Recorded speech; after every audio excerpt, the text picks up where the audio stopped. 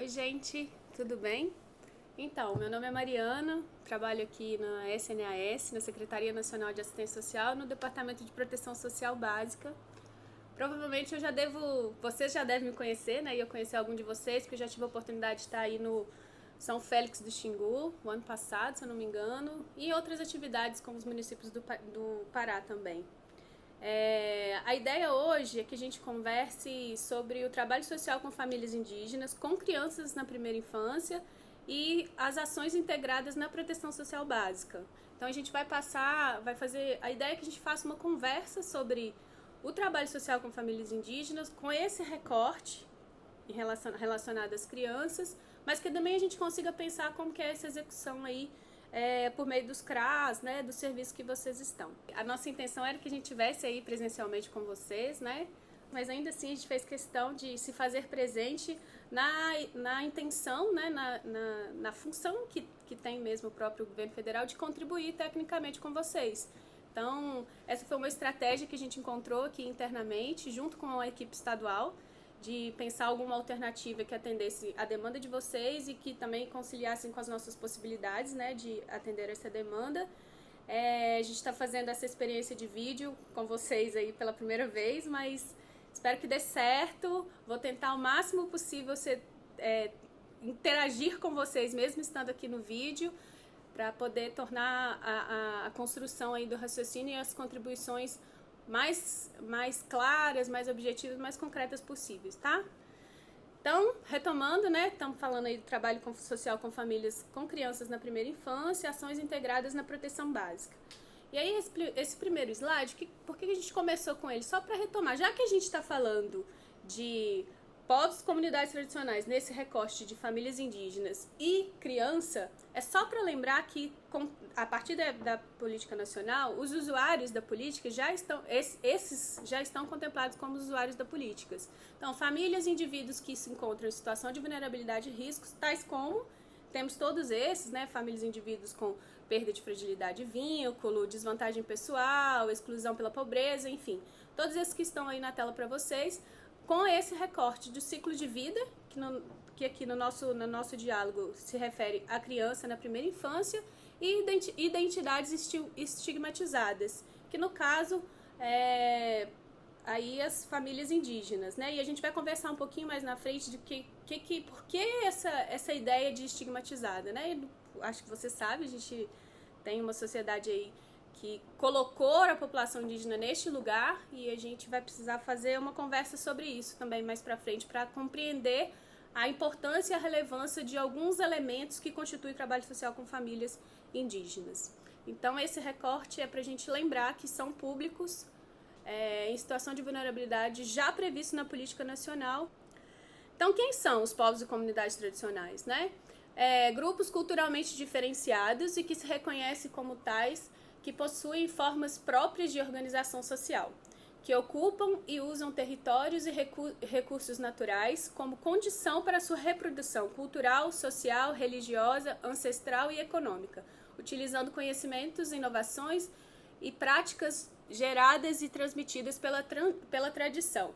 Isso está previsto, esse conceito está previsto no Decreto 6040 de 2007, que trata do desenvolvimento sustentável de povos e comunidades tradicionais, juntamente com o conceito de territórios tradicionais, que são os espaços necessários à reprodução cultural, social e econômica dos povos e comunidades tradicionais, sejam eles utilizados de forma permanente ou temporária.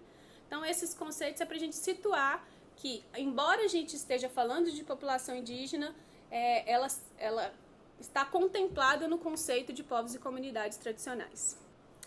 E aí um elemento importante para a gente destacar, e aí já fazendo esse recorte também com a população indígena, é a relação com o território, né? Então, é um elemento central quando a gente vai discutir população indígena, que trata do reconhecimento da importância da terra. As ameaças à terra também são ameaças à existência desses povos. Então, daí a gente vê a centralidade da terra na relação, na forma de sobrevivência, na forma de organização da vida social.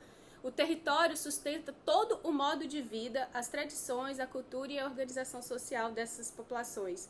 Então, uma vez que a gente mexe na estrutura ou que de alguma forma ameaça essa permanência nessa terra, a gente ameaça a essência do povo, né? Porque é o que é central na sua forma de vida. E a compreensão do caráter coletivo para o atendimento socioassistencial também é um elemento que caracteriza aí a relação com o território. E aí a gente sabe que a discussão de vulnerabilidade e risco permeia, né? É o que caracteriza aí a situação de... o objeto, diríamos, da assistência, né? E por que a gente está chamando de vulnerabilidade quando a gente está falando de famílias, de trabalho social com famílias indígenas? É importante deixar claro que a condição de indígena, cigano, ribeirinho e demais povos e comunidades tradicionais, por si só, não é uma condição de vulnerabilidade. Então não é disso que se trata. Não é o fato de ser população indígena que o torna vulnerável. A vulnerabilidade e o risco, eles podem estar relacionados, por vezes até de forma concomitante, à violência dos conflitos fundiários, que é uma situação que vulnerabiliza essa população, a vivência de discriminação étnica em seus municípios. Então, imagino que vocês devem viver ou observar situações em que sociedade não indígena e sociedade indígena estabelecem uma relação conflituosa e isso gera uma situação de vulnerabilidade para a população indígena. Ausência de serviços e políticas públicas, principalmente se a gente pensar a necessidade de que esses serviços precisam ser culturalmente adequados. Então, às vezes até tem, mas não atende a demanda da população indígena. Fraca ou nula capacidade de produção da vida material de forma autônoma e de acordo com seus modos de vida. Então, esses são os elementos que tornam essa situação uma situação de vulnerabilidade. E é isso que a gente precisa de ficar atento nesse processo em que a gente vai desenvolver o trabalho social com as famílias indígenas. Bom, e como a ideia é que a gente converse um pouco aqui sobre o trabalho social com famílias indígenas, é fundamental nós nos remetermos ao pano de fundo dessa oferta, que são os princípios para o atendimento culturalmente adequado. Então, a gente colocou aí na tela 9 princípios que estão previstos na Convenção 69 da OIT, mas eu vou fazer um destaque para 4 deles. A autodeterminação, e aí essa necessidade de a gente reconhecer que quem tem condições de dizer que é indígena é o próprio indígena. O reconhecimento de direito à terra, né, que a gente já trouxe um pouco a reflexão do quão central é a relação com o território, a relação com a terra para as populações indígenas. Então, esse reconhecimento da terra como um direito é fundamental. O princípio é o que vai permear toda a nossa ação, toda a nossa execução, tudo que a gente for pensar no trabalho social com família, seja por meio do pai, seja por meio do Criança Feliz, do Serviço com qualquer que seja a nossa ação, o que tem de pano de fundo, que norteia a nossa prática e aquilo que a gente vai pensar como proposta de atuação junto a esses povos, são esses princípios. E aí que é a ferramenta que a gente tem para que o nosso atendimento seja culturalmente adequado. E aí, um outro deles é a consulta prévia e a participação livre, né? É fundamental que a gente vai falar disso reiteradamente, assim, ao longo da nossa conversa, da necessidade de garantir a participação, sobretudo das lideranças indígenas, nos nossos processos de planejamento, de definição de metodologia, qualquer que seja a ação que a gente vai fazer com a população indígena, é fundamental que eles tenham participação. E aí a participação se dá em todas as esferas, seja ela aí na construção da oferta junto com esse povo, com os povos indígenas aí na atuação da ponta, até nas esferas de participação legislativa, enfim. Então a participação livre é um princípio que a gente precisa preservar. Todos eles, né? Mas esse é um que a gente precisa preservar.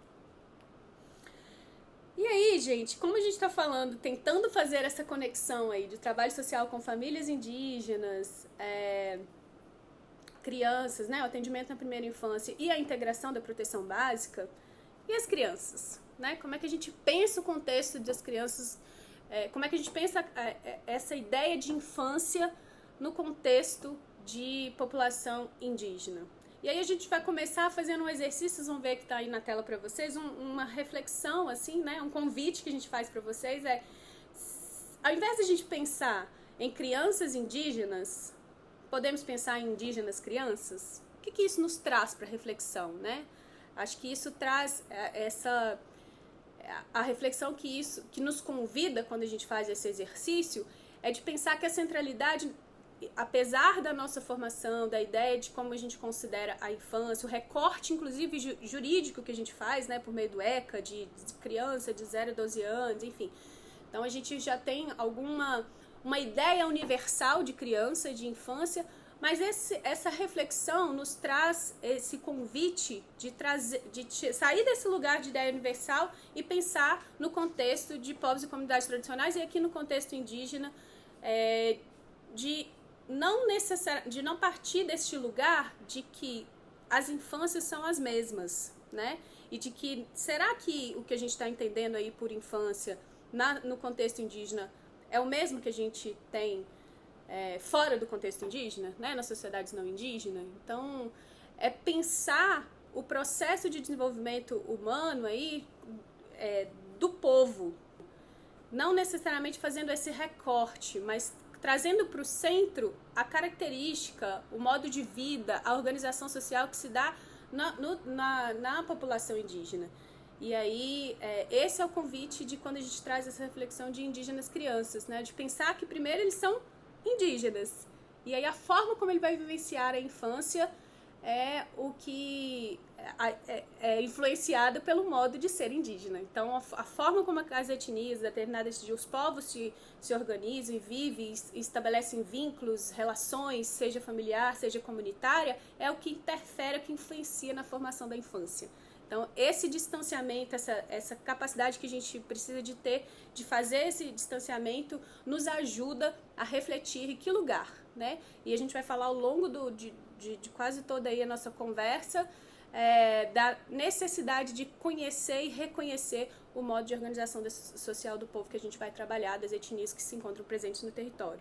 Então, não se pode falar de crianças de um determinado povo ou comunidade tradicional sem entender como esse povo pensa o que é ser criança, sem entender o lugar que as crianças ocupam naquela sociedade. Então, esse é vocês que estão aí, né, atendendo no Criança Feliz, e para além do Criança Feliz, principalmente quem está no Serviço de Proteção e Atendimento Integral à Família, o PAIF, enfim, em todas as ofertas socioassistenciais, é fundamental a gente reconhecer o lugar que as crianças ocupam na sociedade, nas populações indígenas que a gente atua.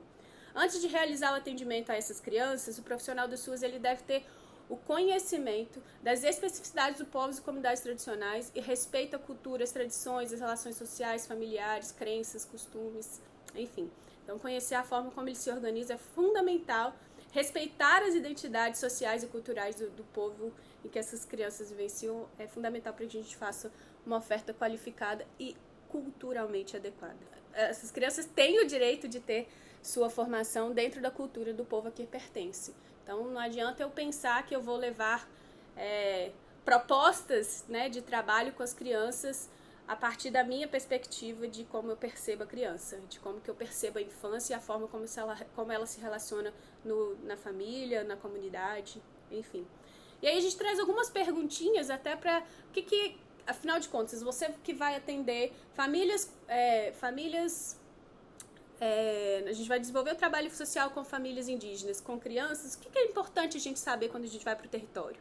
O que é importante saber quando eu vou pensar uma ação ou uma atividade? A gente que está aí no Criança Feliz, que tem o CDC, a gente pensa lá que tipo de interação que vai acontecer entre o adulto e a criança. O que é importante eu saber quando eu vou para essa prática, né? Como quando eu vou fazer uma atividade com as famílias, lá no âmbito do PAIF, o que é importante eu saber? Então, a gente colocou algumas perguntinhas aí, mais no sentido de que a gente não tem as respostas, nem devemos ter, porque cada etnia tem a sua especificidade, né? Então, acho que a ideia é que vocês façam esse reconhecimento, porque é vocês que estão direto de atendimento com a população. Então, como as diferentes etnias presentes no território cuidam das crianças. Se vocês têm aí a experiência de atendimento às crianças, famílias indígenas, e tem etnias diferentes, elas têm o mesmo comportamento, a mesma forma de lidar?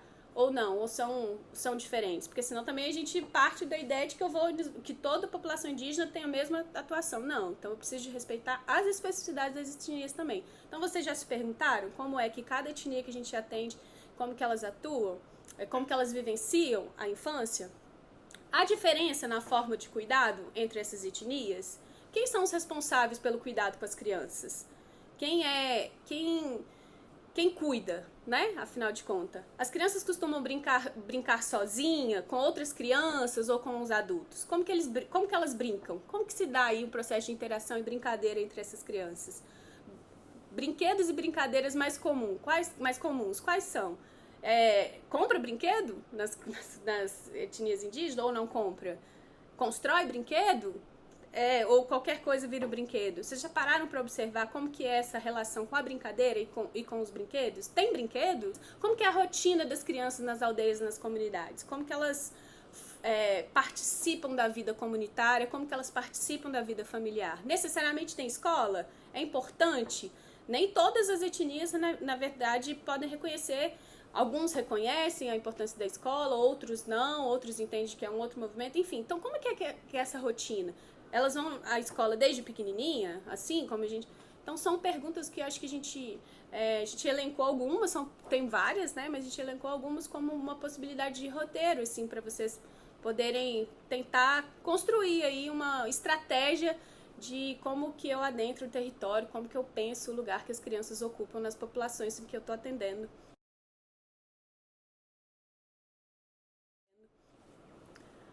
Bom, agora a gente vai entrar então, uma vez que a gente consegue trazer essas reflexões aí sobre povos, comunidades tradicionais, sobre uma reflexão que diz respeito às crianças, né, que lugar que ela ocupa, agora a gente vai entrar um pouquinho nas ações integradas da proteção básica, né, da proteção social básica. E a ideia aí nesse primeiro slide é só resgatar, imagino que vocês já saibam, né, são todos trabalhadores do SUAS, todos trabalhadores a maioria provavelmente trabalhadores da proteção básica. Então a gente só vai recapitular agora aí os objetivos, né, da proteção básica: prevenir situações de riscos sociais e materiais, fortalecer vínculo familiar e comunitário, ações que tenham caráter preventivo, protetivo e proativo. Então essa é a base, né, que vocês provavelmente já devem estar cansados de ouvir, e não só de ouvir, mas de executar nessa perspectiva também. Público-alvo são as famílias em situação de vulnerabilidade, e a gente já trouxe no início da nossa apresentação, retomamos o que a gente está entendendo ali por família em situação de vulnerabilidade, e fizemos esse destaque, né, para o ciclo de vida e para público estigmatizado. Ofertas. O que a gente tem hoje? Quais são as provisões da assistência social, né? Como que a assistência social se materializa e como que a proteção básica se materializa também por meio dessas provisões? Quais são as provisões, afinal de contas, né? Então, são os serviços, programas, projetos e benefícios, né? E aí, a oferta de serviços, programas e benefícios no âmbito da proteção básica se dá principalmente por meio do CRAS, né? Que é o centro de referência. Provavelmente a maioria de vocês trabalham num CRAS. No centro de convivência, onde se dá a execução do serviço de convivência, e nas entidades e organizações de assistência social referenciadas ao CRAS, que normalmente são aquelas que executam os serviços de execução indireta, que é o serviço de convivência ou o serviço no domicílio, e às vezes alguns programas, né? Então, hoje a gente tem tipificado, a tipificação é de 2009, a gente tem tipificado. O que é a tipificação? É o que dá alguma diretriz, um parâmetro para os serviços. Então, hoje a gente tem tipificado apenas os serviços, né? No âmbito da básica, nós temos o PAIF, Serviço de Proteção e Atendimento Integral à Família, Serviço de Convivência e Fortalecimento de Vínculo, e o Serviço de Proteção Social Básica no domicílio para pessoas idosas, para pessoas com deficiência e idosas. Então, esses são os 3 serviços que a gente tem. A gente tem como programa o programa Acessuas Trabalho, o programa Criança Feliz, né, que de alguma forma aí também compõe o nosso rol de atividade, de oferta, e os benefícios eventuais e o benefício de prestação continuada, além do programa de transferência de renda Bolsa Família, que não está aí no slide, mas conta também como a nossa oferta, né, a rede socioassistencial, a oferta e as provisões que a assistência social tem, serviços, programas e benefícios.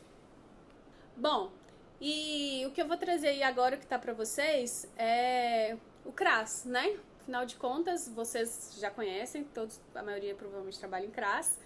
Então, essa forma aí que a gente apresenta o CRAS de várias formas, mas o destaque que a gente tem dado ao longo aí das nossas oportunidades de estar com os municípios e com os estados são exatamente para as funções do CRAS, né? Quais são as funções do CRAS? Quando você está aí no CRAS, você se pergunta, o que o CRAS faz? Normalmente, quando eu estou interagindo, quando eu estou presencialmente, eu dou uma paradinha para ouvir as respostas das pessoas quando elas estão...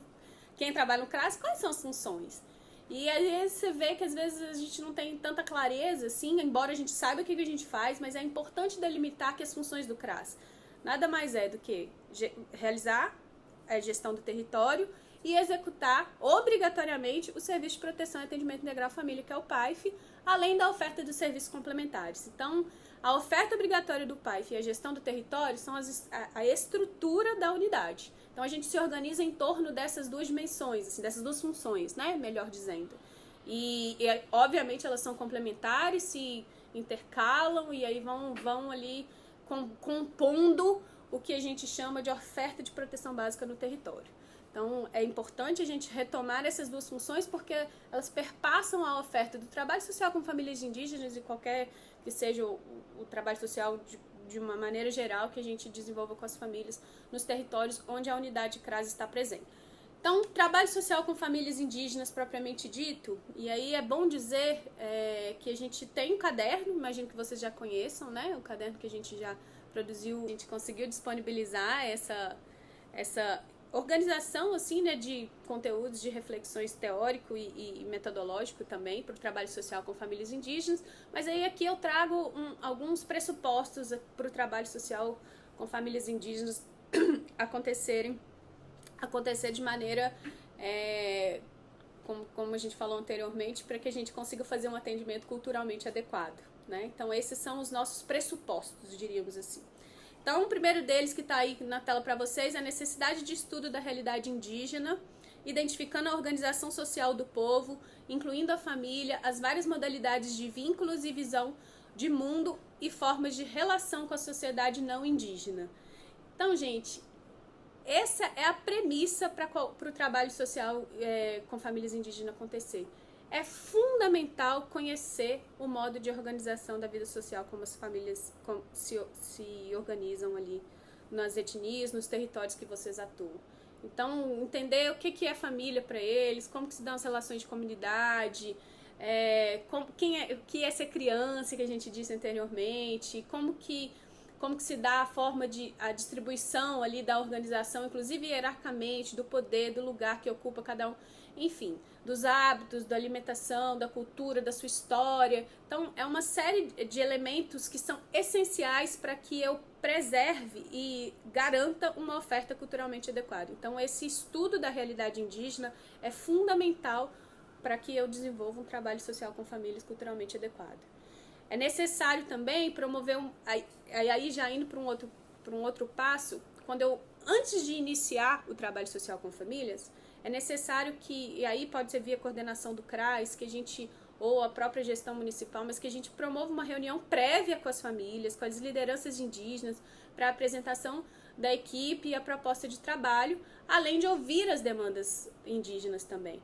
Então, se a gente for pensar nessa que a gente está chamando de reunião prévia com as famílias, lideranças indígenas, para apresentar a equipe, é o momento em que eu estou falando já até nessa coisa do coordenador do CRAS é importante que seja na reserva indígena, é importante ir até o território, é importante dizer que equipe que é essa, de quem que ela é formada, que ação que ela vai desenvolver no território, quais são os nossos objetivos, que tipo de oferta que a gente tem para oferecer. Então, é fundamental que a gente se apresente. Isso gera segurança, confiança e favorece aí a continuidade do vínculo que a unidade e os seus profissionais vão estabelecer com a população indígena.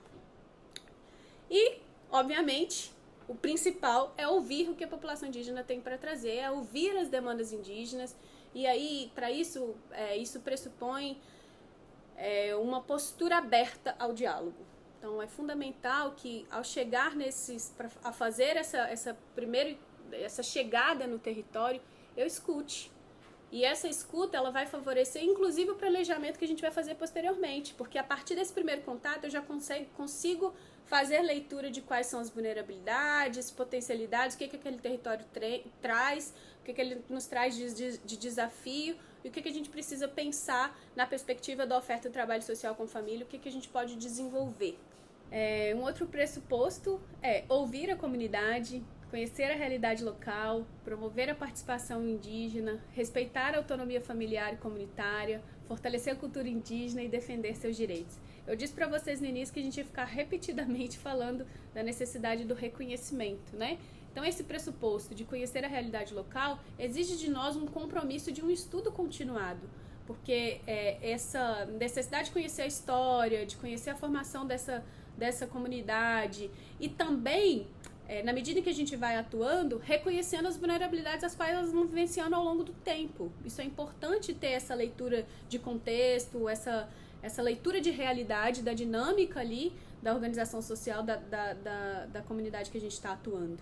Né? Então, esse estudo, esse compromisso com o estudo da formação, de que lugar, dos direitos, enfim, tudo isso é um pressuposto importante para a execução do trabalho social com famílias, né? Respeitar a autonomia familiar. Então, toda ação que a gente vai fazer, a gente precisa de nos perguntar, isso está aumentando ou está diminuindo a dependência? Está promovendo ou não o protagonismo da família, das famílias indígenas ali naquela ação?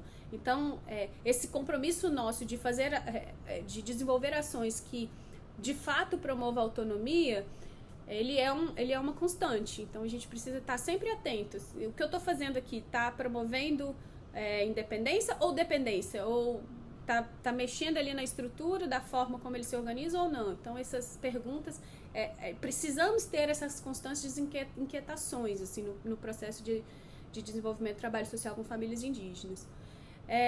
Povos indígenas precisam ser protagonistas das metodologias dos serviços, né?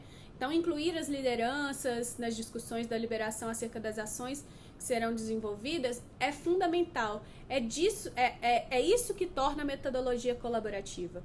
Quando a gente está falando de metodologia colaborativa, a gente está pensando que eu vou unificar, eu vou agregar saberes.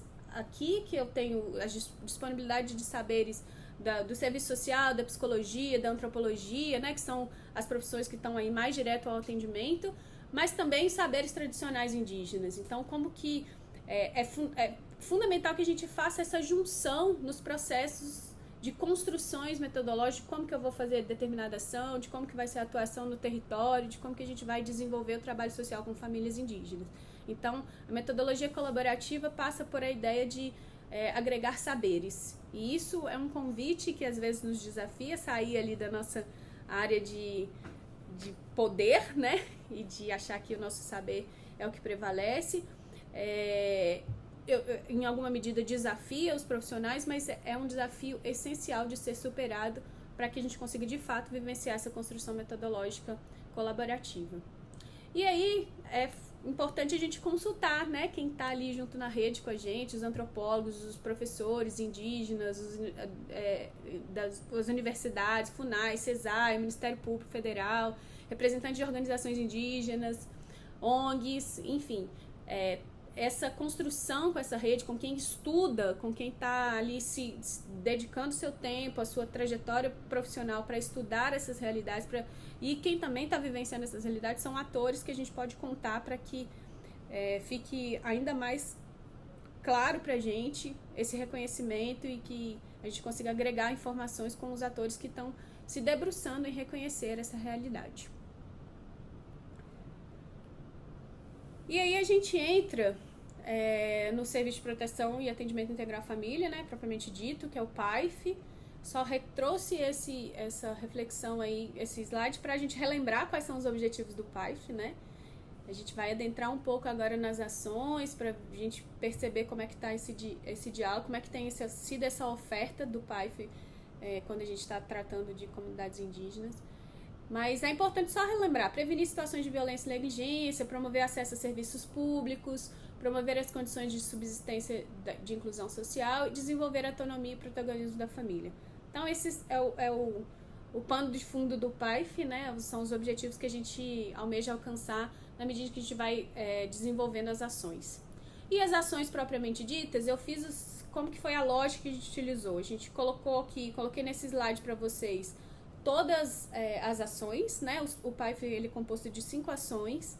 Quando a gente fala composto de 5 ações, dentro das ações tem várias atividades que a gente desenvolve, mas metodologicamente a gente distribuiu em 5 formas, né, de como eu estabeleço ali um contato com com a comunidade, com os usuários, que é por meio da acolhida, das oficinas com famílias, das ações comunitárias, das ações particularizadas e dos encaminhamentos. Então, essas são as 5 ações que constituem essa oferta completa que constitui o serviço e é o que a gente desenvolve aí com as famílias no território. Então, nesse primeiro slide, de uma forma bem geral, eu vou trazer só o que estrutura a ação propriamente dita e depois eu vou adentrar um pouquinho nas especificidades de quando eu estou falando de desenvolver essa ação para famílias indígenas, né? Porque aí tem algumas características, alguns elementos que a gente precisa considerar na nossa execução. Então, a acolhida, o que a gente colocou aí na acolhida? Que é um contato inicial para estabelecer relação de confiança, uma escuta qualificada das demandas, apresentação do PAIF e demais serviços, é o momento de definir como que vai se dar o atendimento. Então, acolhida em grupo, ela pode ser em grupo ou particularizada, e momento de preenchimento do prontuário da família. Então, gente, a acolhida é esse momento inicial, né? Então, é onde eu vou escutar, onde eu vou apresentar que serviço é esse. Ela pode se dar tanto particularizada ou coletiva, ela pode ser desenvolvida das duas formas. A particularizada ela pode ser no domicílio ou no próprio CRAS, no domicílio em casos em que as famílias não conseguem chegar até o CRAS, e as coletivas, elas se dão ali, a coletiva ela tem essa função de transmitir uma informação ou fazer uma apresentação mais ampla do que a gente tem de oferta na unidade e no serviço, né, no serviço como um todo, mas especialmente no PAIF. Acolhida é essa ferramenta, sei lá, de repente tem famílias em descumprimento do Bolsa Família e eu chamo todo mundo que às vezes não passou pelo CRAS ainda. Metrópole costuma acontecer isso mais, mas e aí eu faço uma acolhida coletiva para explicar primeiro o que é o PAIF, o que é o CRAS, que oferta que é essa, para escutar minimamente ali de uma maneira mais geral quem são essas famílias. E aí depois eu passo por uma acolhida particularizada em que eu escuto a família sozinha ali e aprofundo um pouco mais na dinâmica familiar e na forma como ela estabelece uma relação com o território. Então, é importante a gente se ater nessa ação, né, considerando esses elementos. Daqui a pouquinho eu vou falar na acolhida no contexto de trabalho social com família indígena, mas agora eu vou falar das oficinas com famílias, né, que também é uma ação importante. Centralidade em temas de interesse das famílias, objetivos de curto prazo, abertas ou fechadas, sugestão de temas. Aí a gente faz na oficina com famílias ênfase na reflexão, ênfase na convivência, ênfase na ação. Então tem algumas nuances que podem ser exploradas aí nessas modalidades que a gente tem de oficinas que a gente pode desenvolver no território com as famílias. Então, essa característica de ser aberta ou fechada, quantos encontros vão acontecer, existe esse movimento aí, essa flexibilidade que possibilita variadas intervenções coletivas, né, por meio de uma ação coletiva. Então, é um espaço que potencializa muito o CRAS, embora seja uma das principais ações, são as que a gente menos executa, porque o trabalho coletivo nos desafia muito. Mas o meu convite para vocês que estão aí é que a gente se esforce para fazer esse movimento de incorporar dentro do nosso planejamento de execução do serviço as oficinas com famílias. Uma vez que a gente vai incorporando, a gente vai qualificando ainda mais essa ação, né? E daqui a pouco também a gente vai falar da especificidade dessa oferta, né, dessa modalidade no contexto de famílias indígenas. Uma outra ação importante são as ações comunitárias, né? E eu não sei se vocês perceberam, mas a gente dividiu, tem uma dimensão de ação coletiva e uma ação individual, de ações individuais e ações coletivas. Então, as oficinas com famílias, as ações comunitárias e a acolhida, porque a acolhida ela transita entre coletiva e individual, elas são coletivas. E as ações particularizadas e os encaminhamentos e também a acolhida são individuais. Então, oficinas com famílias e ações comunitárias, ações coletivas, ações particularizadas, encaminhamentos e ações individuais, e a acolhida tem essa característica híbrida aí que transita nessas duas dimensões, tá bom? Então, as ações comunitárias têm a centralidade em temas de interesse do território, então ela já amplia um pouco mais. As oficinas com famílias, elas vão trabalhar demandas que dizem respeito a essa dupla aí de território e família, né, que são eixos estruturantes da política. Essa combinação entre reconhecer a matricialidade familiar e a dimensão de territorialidade, ela nos auxilia a trazer as demandas do território para os espaços em que a gente vai executar oficinas com famílias também. Mas as ações comunitárias, que é o que a gente está tratando agora, quando a gente fala de centralidade no território, são estratégias para a gente pensar numa perspectiva mais ampla. O que é demanda coletiva que está influenciando a dinâmica territorial? Então a gente pode atuar, e isso acaba nos convidando, assim, nos induzindo a desenvolver, por meio das ações comunitárias, um trabalho intersetorial também. Então acaba que a intersetorialidade é uma estratégia interessante para o desenvolvimento das ações comunitárias. O objetivo é desenvolver a participação da comunidade nas demandas do território. Então ela tem um caráter, assim, também indutor de mobilização social, que é bem interessante.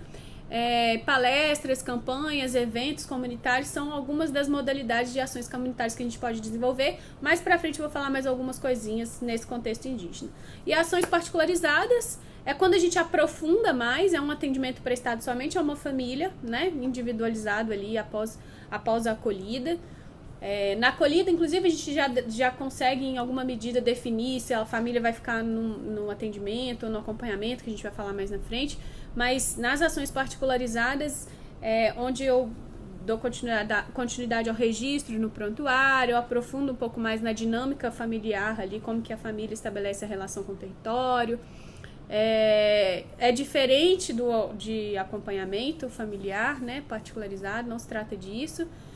E é isso. Então, ela ocorre em casos em que a gente precisa ter um olhar, assim, mais individual para a dinâmica familiar.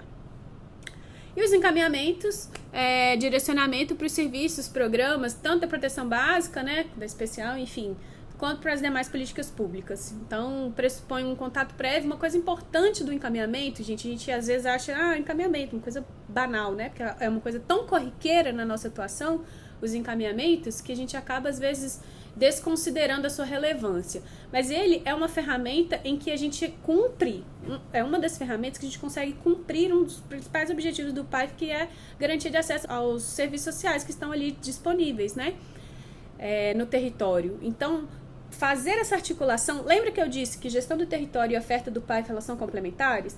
O que compõe a gestão do território, né, que são 3 dimensões, que é a articulação intersetorial, a coordenação da rede socioassistencial da proteção básica e a buscativa. Então, a gestão territorial ela acontece nesse contexto em que eu preciso dialogar com a rede do território, seja de outros setores, seja as lideranças comunitárias, eu preciso estabelecer fluxos de diálogo. Então, o encaminhamento ele funciona na medida em que eu faço uma boa gestão do território também. Tá vendo como é que eles são complementares?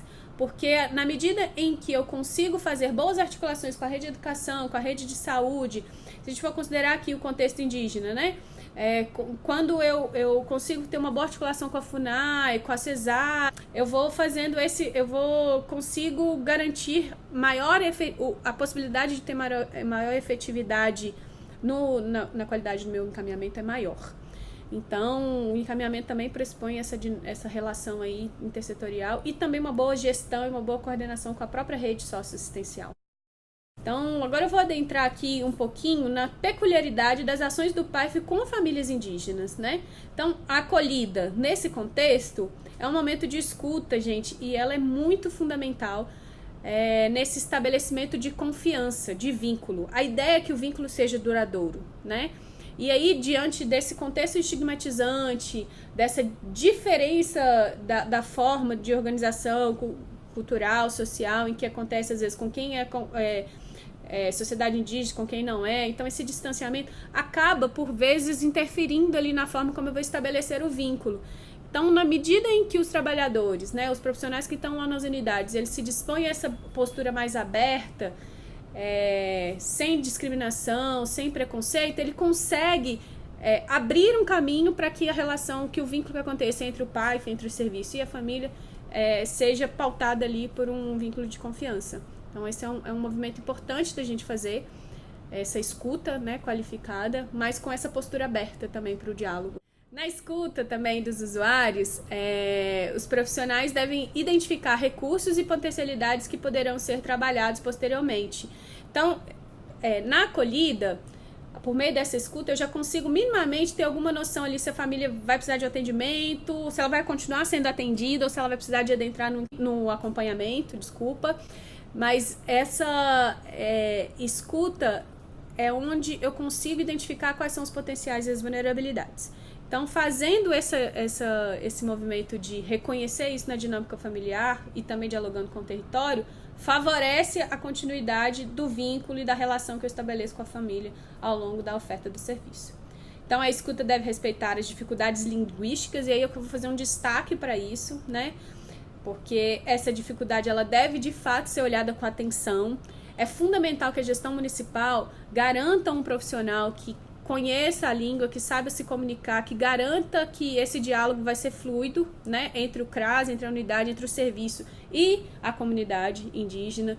Então, de preferência, até que se ele conseguir contratar alguém que seja da própria comunidade indígena que ele atenda, melhor ainda, né, porque isso favorece o vínculo que a gente estabelece, mas, sobretudo, esse fluxo de comunicação. Tendo um representante que dê conta de traduzir o que a gente está dizendo e traduzir para a gente também, e não só da linguagem, mas também da forma de vida do povo, acho que isso facilita, favorece muito o vínculo e a acolhida. Então, é fundamental a gente dar atenção para isso, para os profissionais que conhecem e sabem expressar nas línguas indígenas. É bom que componham a equipe do PAIFA. Em caso de acolhida particularizada, gente, lembra que eu disse que a acolhida ela pode ser particularizada ou coletiva? Quando for particularizada, lá no domicílio, ela pode ser tanto no domicílio quanto no CRAS. No caso de ser no domicílio, é importante prever que esse tipo de ação ele aconteça perante apoio e conhecimento da liderança comunitária do povo que a gente está atuando, né? A gente não pode fazer uma intervenção no domicílio sem combinar antes, sem dialogar antes com as lideranças. E quando a gente está falando de comunicar as lideranças, assim, é nas reuniões de planejamento, de apresentação, né? Que previamente eles fiquem sabendo que se porventura acontecer uma visita, né, no domicílio, é por este motivo. Então é bom ter esse cuidado. E em relação à acolhida em grupo, é preferível que ela seja realizada no interior da reserva. Então isso é um ponto importante na relação à acolhida, porque aí ali naquele território, no espaço onde ele vive, de repente numa sala de aula da escola, numa associação, ou na própria sala do CRAS mesmo, se ele estiver em terras indígenas. Então esse também é um ponto importante. E além da necessidade de sensibilização do profissional da recepção quanto à necessidade de uma postura acolhedora e respeitosa, uma estratégia é colocar cartazes também. Então a recepção ela pode ser um espaço acolhedor, ela deve ser um espaço acolhedor, né? Então, além de a gente se preocupar com essa sensibilização do profissional que a gente elege para ficar lá, normalmente é o profissional de nível médio que está na recepção, a gente também precisa cuidar da ambiência, do espaço, de colocar cartazes na língua indígena, né? Coisa que comunique também com essa população. Então, ações particularizadas, elas são realizadas quando a família se sente envergonhada em expor seu problema, ou por preferência da família. Porque, às vezes, a gente fala assim, vamos fazer uma acolhida coletiva e depois passa pela particularizada, né? Pela acolhida individual. Então, às vezes ela tem essa necessidade, mas é importante. Nesse momento em que a família, às vezes, não está tão à vontade para fazer uma fala, né, assim, expor para todo mundo, ou porque, às vezes, ela quer aprofundar. Então, é quando a gente aprofunda ali no contexto da dinâmica social em que a família vivencia, às vezes ela vai trazer como que ela se percebe naquele território, como que as relações dela ali nas etnias, né, na comunidade, como que ela estabelece essa relação com outras famílias indígenas. Então é importante fazer essa escuta, e as ações particularizadas nos permitem fazer essa análise, assim, que adentra um pouco mais na dinâmica familiar. As oficinas com famílias no contexto indígena, como eu disse, é um momento de reúne alguns dos representantes. Pode ser que nos primeiros momentos a gente faça mais oficinas com famílias, mais com as lideranças do que com outros membros, né, da comunidade ou da própria família. Pode ser, mas isso não é uma regra, isso vai depender de como estabelece a relação lá do serviço com o território. Então, as lideranças, toda vez que a gente for desenvolver uma ação, lembra daquela coisa que a gente falou de metodologia colaborativa? É importante que eles estejam presentes, cientes, saibam o que está acontecendo, por que a gente está fazendo aquela conversa, se eles quiserem participar, adentre, né? A forma como a gente vai organizar a oficina, o tema que eu vou tratar na oficina, eu preciso ter um certo cuidado para ver até que medida que eu estou ali invadindo, que eu estou de fato contribuindo. Lembra do que a gente falou de preservar a autonomia ou promover a autonomia? Nas oficinas com famílias exige esse cuidado da gente. E aí promover a autoestima positiva dos usuários indígenas como sujeitos capazes de realizar mudança. Então, enfoque na reflexão, enfoque na convivência, fortalecendo o sentimento de pertença, podendo aí, inclusive, nessas populações indígenas que estão muito próximos dos centros urbanos, né, ou que têm um contato muito direto com a sociedade não indígena, é importante esse processo de autoestima positiva, de eles se colocarem, a gente contribuir para que eles se coloquem no lugar de sujeito de direitos, né, e que eles são agentes ali, atores da mobilização, da mudança que eles desejam que aconteça na forma de relação do espaço em que ele vive. Então, as oficinas, elas podem ser oportunas para a gente contribuir com essa dinâmica ali do território também, nesse processo de mobilização. E de fortalecimento desse sentimento de pertença, né? De ter orgulho, de reconhecer o valor de pertencer àquele povo. Então, a ideia é que quanto mais diálogo que a gente tenha com a comunidade, mais condições a gente tem de mediar, né? De mediar essas cisões que acontecem, alguns conflitos que acabam acontecendo ali. Então, quando a gente estabelece esse diálogo, está mais próximo, faz essa escuta das dinâmicas também familiares, a gente consegue ter uma leitura mais aprofundada também do território. Bom, gente, uma coisa que a gente precisa lembrar também, né, que faz parte aí da forma como o PAIF organiza o trabalho social com famílias, e aí no caso aqui famílias indígenas, além da gente falar das ações, é importante também a gente falar do atendimento e do acompanhamento familiar. Eu imagino que vocês já saibam, então vou só relembrar aqui que o atendimento e o acompanhamento familiar são processos distintos, mas eles são complementares, né? A gente, no próximo, tem esse slide que está aí na tela para vocês, este aí, atendimento, e que ele sistematiza o que a gente está chamando de atendimento. Vocês lembram que a gente conversou um pouco com a chegada da família? Pressupõe escuta qualificada, identificação das demandas, a gente informa sobre que serviço que serviço que a gente está ofertando, quais são as ações que estão ali no território. Orienta, na medida do possível, insere ali na rede socioassistencial, na rede intersetorial a partir dos encaminhamentos, dá resolutividade para as demandas que as famílias trazem e decide. E aí esse decidir aí é o que a gente está chamando de decisão. É para a gente compreender, a partir dessas informações que a gente coletou, desse trabalho que a gente fez com a família até agora, se pressupõe, na verdade não, se requer um acompanhamento mais sistemático, continuado das demandas que as famílias estão trazendo.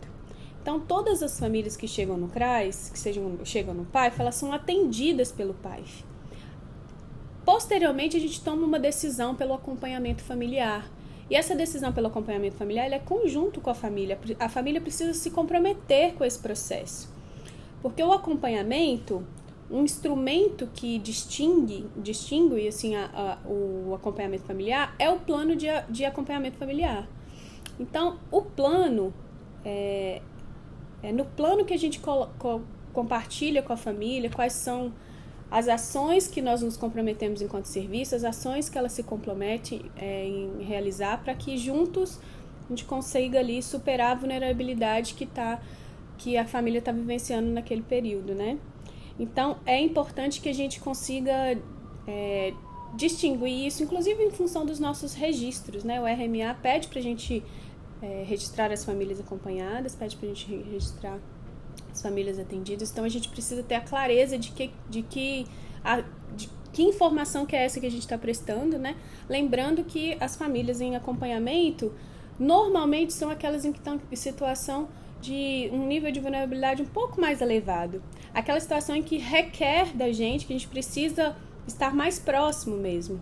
Daí essa necessidade de ter essa sistemática da elaboração de um plano, mas isso não é em detrimento de eu atender as outras famílias. Todas as ações que a gente conversou anteriormente, oficinas com famílias, as ações comunitárias, os encaminhamentos, né, as ações particularizadas que a gente faz, elas são tanto para as famílias atendidas quanto para as famílias acompanhadas, né?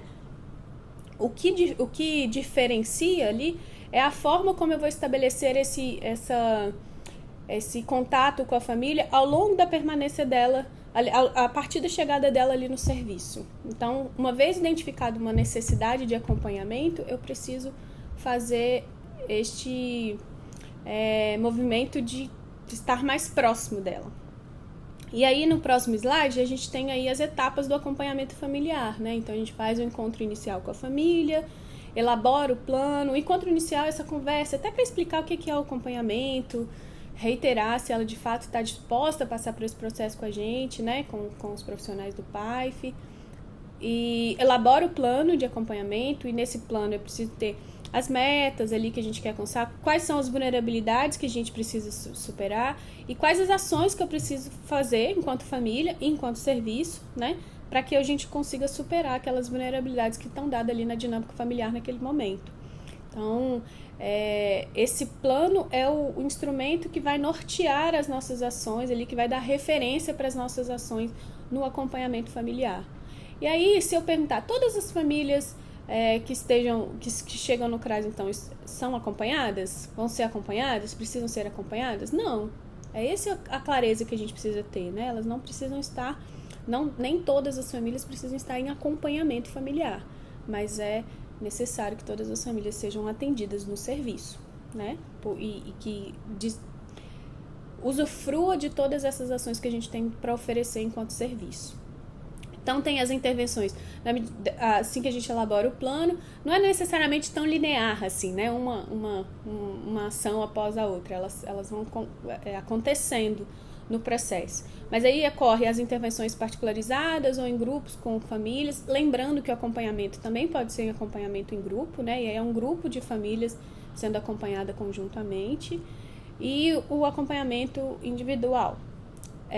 Mas além das intervenções, tem também as mediações periódicas, né? E a avaliação. A avaliação a gente faz junto com a família para definir se de fato a gente conseguiu caminhar, no sentido de o que eu preciso, qual é o meu objetivo e o que eu quero alcançar, o que eu quero alcançar ali de superação. Então, acho que isso quais as questões que estão vulnerabilizando e dificultando o processo de acesso a direitos, né? A função protetiva da família, que são os objetivos do PAIF, que estão dificultando, e quais ações que eu posso fazer para que contribua com essa família nesse processo de superação. Então, avaliar também, em algum momento, é fundamental, porque na avaliação eu consigo conversar com a família. As mediações periódicas me permitem isso, né? Conversar com a família. O que é a mediação periódica? É encontrar com a família e conversar sobre o processo de acompanhamento.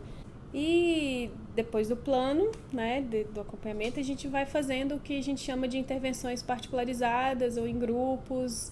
A gente faz a inserção das famílias nas ações, a mediação periódica, até chegar no período em que já temos condições de fazer avaliações, né? As avaliações, elas acontecem ali no período em que a gente vai fazendo as mediações também, mas uma avaliação para a gente definir junto com a família se ela continua ou não no processo de acompanhamento familiar. Então, a gente tem mais aprofundado essas etapas no caderno do PAIF, se vocês quiserem consultar depois. A gente escreve sobre cada uma delas, mas aqui o importante para ficar para a gente é a clareza que nós precisamos ter de que são processos diferentes que se complementam, né? Na medida em que eu defino a partir do atendimento que a família precisa ir para um acompanhamento, mas o importante é a gente ter claro de que nem todas as famílias que estão no PAIF estão em acompanhamento, mas todas as famílias estão atendidas. Então, isso nos ajuda nos registros, inclusive, né? O RMA pergunta quantas famílias acompanhadas. Então, se eu tenho clareza de que acompanhamento, eu só estou acompanhando a família se ela tem um plano, se eu tenho junto com ela um plano de acompanhamento familiar e que eu estou passando por esse processo de monitorar esse plano e caminhar de uma maneira mais continuada e sistemática com a família ali, eu facilita não só o meu registro, mas a dinâmica do trabalho também.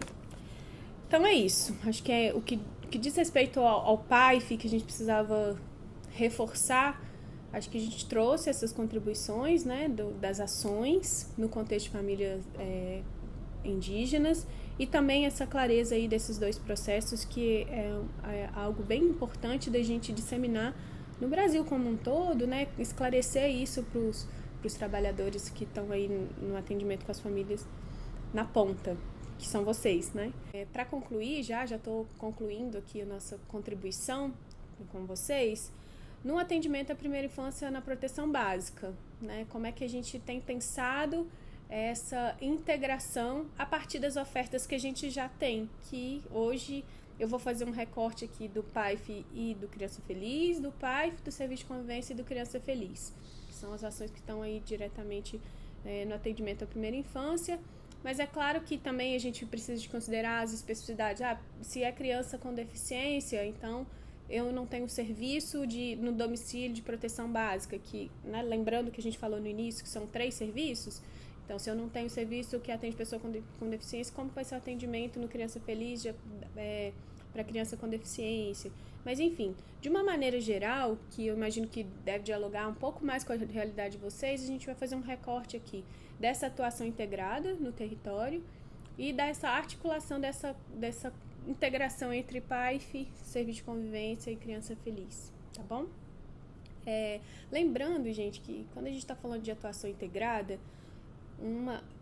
primeiro ideia, assim, o que é fundante para que essa atuação aconteça é que todos os atores conheçam quem são essas famílias, né? Conhecer as famílias do território com crianças na primeira infância é fundamental, inclusive para o processo de implantação. Não sei se vocês se lembram, assim, se vocês tiveram acesso, mas imagino que sim, que vocês já tem, o Pará tem aí um movimento mais intenso de acompanhamento na perspectiva do SUAS, do processo de implantação do Criança Feliz, que a gente orientou desde o início que, antes de implantar o programa, a gente precisava recorrer ao que a gente já tinha na base, né? O PAIF já estava no território, ele já conhecia as famílias, então o que a gente precisava fazer era organizar as informações que a gente tem via vigilância também, aí mesmo os municípios que não têm vigilância, mas os dados que a gente coleta do CAD único, os dados que a gente tem do SICOM, os dados todos que a gente produz, né, as informações que podem ser transformadas em informações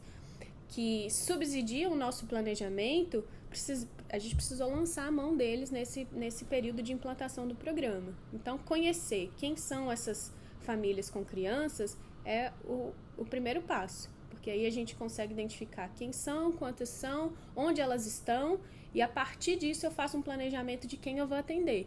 Então, além da informação que eu tenho, que a gente acabou de citar, eu tenho ali o conhecimento que o PAIF já tinha do território e dessas famílias que estão presentes no território. Então, se vai ser atendido no Criança Feliz, se vai ser atendido no Serviço de Convivência, o PAIF tem condições de discutir isso com a rede, né, e dar elementos para definição. Se eu tenho 100 vagas, por exemplo, para atendimento no Criança Feliz, que é o que a maioria dos municípios tem, mas eu tenho 300 famílias com crianças, quais os critérios? Quais são os elementos que eu vou considerar para definir a criança que vai ou não receber, a família que vai ou não receber a visita domiciliar do programa Criança Feliz? Enfim, então esses são processos que pressupõem aí uma organização da própria rede socioassistencial, mas também do diálogo que a gente precisa estabelecer com a rede intersetorial. Então é importante que a integração ela corra não somente para dentro, né, para nossa própria rede, mas que o diálogo com os demais setores eles também esteja presente nesse processo. É importante que a gente dialogue com a saúde, né, sobretudo porque tem situações de condicionalidades do Bolsa, que a saúde acompanha, então os dados da saúde são bem importantes de gestante, né, a gente consegue até identificar aí quem está ou não em cumprimento ou descumprimento das condicionalidades da saúde, que acompanha ali o pré e o pós-parto. Enfim, então esse diálogo a gente precisa estabelecer com as demais políticas, com a rede que está no território, para, inclusive, a gente ter condições de definir os fluxos. Como que vai ser o encaminhamento, como que essa criança, como que essa família vai chegar no Criança Feliz. E ao chegar no Criança Feliz, além das demandas, além do meu trabalho ali, da oferta que eu faço de visita domiciliar, com quem que eu dialogo para dar os demais, atender as demais demandas das famílias, né? Então, como que esse diálogo acontece? Então, é importante essa organização e gestão de fluxo, né, que é o que está aí no slide para vocês, com a participação das equipes e técnicos dos órgãos gestores. E aí a gente precisa de levar essa discussão para uma instância maior que não fique só aí na ponta com vocês no CRAS, né? E para isso, os municípios que conseguiram implantar, né, e consolidar o comitê gestor, eles têm mais facilidade de dar conta de efetivar esses fluxos, construir os fluxos e efetivar esses fluxos. Então, a instituição do comitê gestor da primeira infância e do Criança Feliz, ele é importante para mediar esse diálogo, seja com a rede assistencial, seja com a rede intersetorial, e para fazer esse fluxo com o gestor também, né, de que demandas que estão chegando, como que a gente tem organizado o atendimento à primeira infância no território. Então, acho que isso são pontos importantes para a atuação integrada. E aí, quando a gente vai especificamente para a relação do PAIF e do Programa Criança Feliz, a gente já disse aí das nossas ações, né? As ações, elas são pensadas, elas são executadas para atender o território como um todo, então todos os contextos de famílias, inclusive as famílias com criança na primeira infância indígenas, né? As famílias indígenas. Então, a gente trouxe um pouco a discussão do atendimento e acompanhamento, e aí é uma pergunta que eu sempre recebo quando eu vou falar nos estados, né, para os municípios que estão atendendo Criança Feliz. As famílias que estão no Criança Feliz precisam ser acompanhadas pelo PAIF? Aí eu devolvo a pergunta para vocês. O que vocês acham? Você acha que precisa ser acompanhado pelo PAIF? É necessariamente um critério? A partir do que a gente acabou de conversar sobre atendimento e acompanhamento, não necessariamente.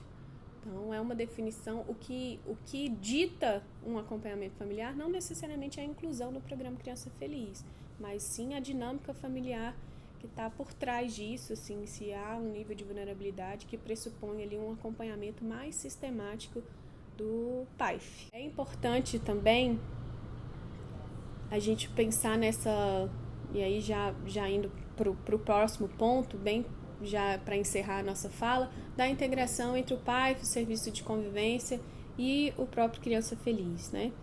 Então, é importante a gente avaliar essas ofertas.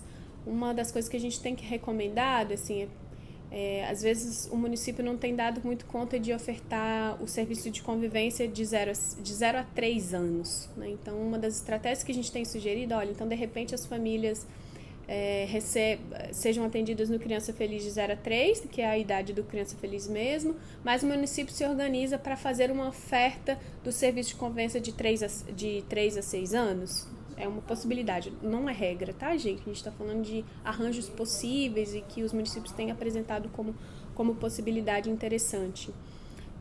Então, garantir que tenha uma continuidade ali na proteção e no cuidado por meio da assistência social em termos de oferta, né, para as crianças de 3 a 6 anos, para que não tenha essa ruptura quando acaba ali o período vigente para visita domiciliar. Bom, de uma maneira geral, então, além desses elementos específicos, assim, da possibilidade de integração dessas duas ofertas, é importante que essas equipes dialoguem, né, PAIF, Serviço de Convivência e Criança Feliz, tente, na medida do possível, fazer os planejamentos conjuntos, os fluxos, as avaliações, que é o que a gente já disse ali na perspectiva do PAIF também, mas que essa integração ela se dê não apenas na decisão de que oferta eu vou executar, serviço de convivência de 3 a 6 ou Criança Feliz, não, mas que isso seja uma constante no processo de execução do atendimento à primeira infância aí no território que vocês atuam, que vocês estão no dia a dia aí com as famílias. Então, que as equipes dialoguem o tempo todo, né, no sentido de planejar, executar e avaliar aquilo que está sendo realizado junto às famílias indígenas com criança na primeira infância. Bom, é isso. Espero que a gente tenha contribuído e A gente está aqui à disposição também, né, para se tiver alguma necessidade de esclarecer dúvidas posteriormente. Enfim, a gente não está ao vivo com vocês, mas estamos disponíveis para esclarecer as dúvidas caso tenha aí depois desse processo de contribuição. Agradeço e desejo a todos um bom trabalho, espero que esse encontro seja bem produtivo e que o foco continue sendo o usuário e a qualificação, né, da oferta, da nossa responsabilidade enquanto agente público de fazer uma oferta qualificada para a população.